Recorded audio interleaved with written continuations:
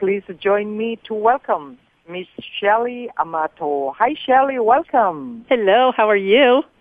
Fine, thank you. Thank you for being on the show. And I know you are an amazing person. And when I met you at the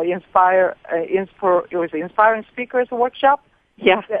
Yeah. And the way you lead people and the way you deal with the people, and it was just very impressive. I am very impressed. Well, we were sitting in a restaurant. Remember, I hadn't had a shower, and I saw you walk in. I'm like, hey, come here. I want to talk to you. And I was just so amazed at you. You have the most amazing, inspirational, courageous story of any woman I've ever met in my whole entire life. So the pleasure is mine to be able to be a part of your show. Wow. Thank you. And But this is a show about the youth stories. So tell me a little bit about yourself, and briefly including your childhood and the childhood dreams. Okay. So the best way to describe my childhood was that I was raised with a family of eye rollers. Everybody rolled their eyes at me. They're like, "Oh, Shelley, what are you going to do next?" I mean, you can't do that. It was just a very negative environment. I had a lot of challenges. Oh my gosh, I had absolutely no belief in myself. I just felt like a very lonely child. And so I spent my whole life looking for other men to come into my life that rolled their eyes at me also, because that meant I love you. And it was in 1991 that I found myself single with 3 children and no child support, and I didn't attend college because in college I always wanted the professor to show me his checkbook, because I always had the belief that you're not going to teach me until I see where you stand. And so that wasn't very favorable in junior college. But anyway, so I didn't go to college. I've always been an entrepreneur. I've always worked for myself. I was a realtor for 15 years. I raised 3 amazing, dynamic, courageous entrepreneurs myself. And it's so amazing because, courage is contagious. I mean, if you have a mama that has courage, then her chickens all have courage. And so I'm watching that right now, which takes my breath away to watch my children. It's just so beautiful. And so anyway, now... Were you, in your childhood, did you think about you would want to become an entrepreneur, or... Well, it wasn't a choice because I could never fit into a work environment, because I have really high energy, and I have really, I've always been a whale hunter, so that's very intimidating to most people. I mean, even my very first job at Kmart, I wouldn't wear the green jacket, and I was like, I went in and took over this department when I was 17 years old and made it soar, and it was very threatening to my boss because I really was I was shining over her. So I decided early on that, what I had to do was to be able to work for myself, and I've defied every business rule that I mean, business plans, all those things. I'm a visionary. I'm a leader. And the beautiful thing is, Jen, just like meeting you have the same thing. So I love being around eagles. I mean, because eagles, we have to soar together because the chickens are always worried about the storm and the economy and all those things. Yeah. So, what drives you? What makes you get up in the mornings, even today or these days? Well, my 3 children. I mean, watching them I'm always going to be an example to them, to show them that no matter what the circumstances, you get up and you put your best foot forward. And I always say, do it afraid or fake it till you make it. And then you have to find courage within yourself to move those things forward. So, my 2 grandchildren. I mean, they are exceptionally brilliant. So. I have to now, my goal now is to be able to be in a place where I can afford to send them to the colleges and the schools that they are going to be able to attend, because I now have these amazing grandchildren. So I get up every morning with energy and zest to be able to live my life, and it's so exciting. Yeah. The company you've created and the Marathon Digital Services, and, your My Smart Plans, it sounds so interesting. And what is so how did you start it?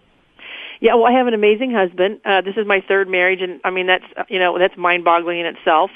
But 10 years ago, I met this man that saw in me what I always wanted someone to see in me. And we signed a prenuptial agreement that said that whenever he had $10 million in the bank, I would have him a baby. So I can definitely see I'm going to have to get an attorney to get out of that prenuptial agreement, because I'm not having any more kids, Dominic. But we he was a commercial painting contractor here in Kansas City, and he had the largest company in commercial painting contracting, and we focused on all the problems of him, how he bid his work, and how everything was all these silos of information that he needed, but he could never get his hands on it. And so we changed the whole system. So now we're managing $4 billion in life projects.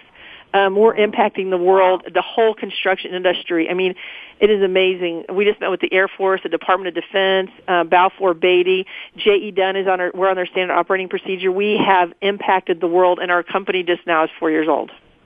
Wow. And how did you know all those and to create that? Well, it's really weird. You spoke earlier about my relationship with God. I believe that that I was ordained to be a problem solver. And so everything I've ever done has been about problem solving. And so I'm just very always focused on the problem, because if I focus on the problem, then I know what I need to do. And if I'm always superficially focusing on something that's not there, then I never get results. So him and I we're determined. We're going to do something about this. And so we started in a 700 square foot garage with $15,000. And now we have a 10,000 square foot facility. We have 15 full-time employees, and we're hiring. We grew 55% last year alone, and next year we're expecting our company to triple in size. Wow. And they tell us the economy's down, but I don't read the paper. So you don't need to, I guess. Well, I mean, what's the point? I was just going to tell you it's bad news. So I don't listen to the news, and I don't read the paper. Wow, you're better than me. I mean, I can't stand without knowing what's going on. Yeah, well, that's because you're going to be the Secretary of State. I mean, you have to know what's going on. Right. And so what are your core beliefs in building a strong business? Well, first is attitude. First of all, if you have a great attitude, you can do anything. And so, I want to see what your attitude is. I want to know what your belief is. Do you feel like you're a lucky person, or do you feel like that you're never going to win? Because if you're never going to win, I don't want you in my life. And, like I said earlier, I'm sure that there's a business school that I could have gone to do something that would have been by the rules, but, basically, we do everything that no one else does. We hire the people that just got out of college that have never had a job and bring them in and culture them into our environment. And, I mean, it sounds really weird, but we treat our business like a family. I mean, this is our because this is my grandchildren's inheritance. So this is my family. Don't jack with my family. And it works. Yeah, that's great. And you said that in the beginning earlier, your family was kind of working against you, more or less, in the earlier childhood or earlier times. And so, how did your family affect your business decisions? Well, I had to take my eyes off of my family because I kept on trying to seek their approval. And as long as I was doing that, I would never get anywhere because then you're seeking everyone's approval. So I took my eyes off of my family, put my eyes on God, and the results have been amazing. I have some relationship with my family now, but it's, I was written out of 2 wills because I was a woman. I mean, I was raised in a very small I was born in a very small southern town that women are less than the dirt under your shoes. And, I was a woman, so, my grandfathers, who were both entrepreneurs, wrote the women out of their wills. And I'm like, well, great, I don't need your money. That's what's so hallelujah. I can go on without it. No one can ever say I started anything with my grandparents' money. No, you can have your money. So it's been a blessing as much as it's been a challenge. But whenever you take your challenges and make them blessings, there's always pearls of wisdom in there. And that's what I've done. I've just focused on the blessings. Yeah, and I feel the same way. And my parents were, well, I mean, my father always adored me, but my mom always, put us down, and she always said girls are useless and, worthless. But whatever. Those 2 combinations actually helped me to become strong inside and, very soft outside. And that strength inside, strong inside and soft outside, and that's a very useful tool in, doing almost anything and everything, really. So I think it's more or less of, how you look at what you have and how you use them for your advantage. Exactly. And, outcome is amazingly different. Yeah. Well, like you said earlier, you can either choose to be positive or negative. I divorced too negative. I mean, I'm like, I can't be around you. I'm not listening. I'm not listening to the sky is falling. The sky is not falling. You know? It was just like, I can't be there. Well, I guess we still have a lot to talk about, but we have to take a short station break. Okay. Yeah. You're listening to Jin Robertson at American Dreams. The sky is the limit. And today we are sharing the important messages from Shelley Armato, best known for her passion to be an all-around people person and her powerful relationship with God. So stay tuned for more wisdom from her. We shall return.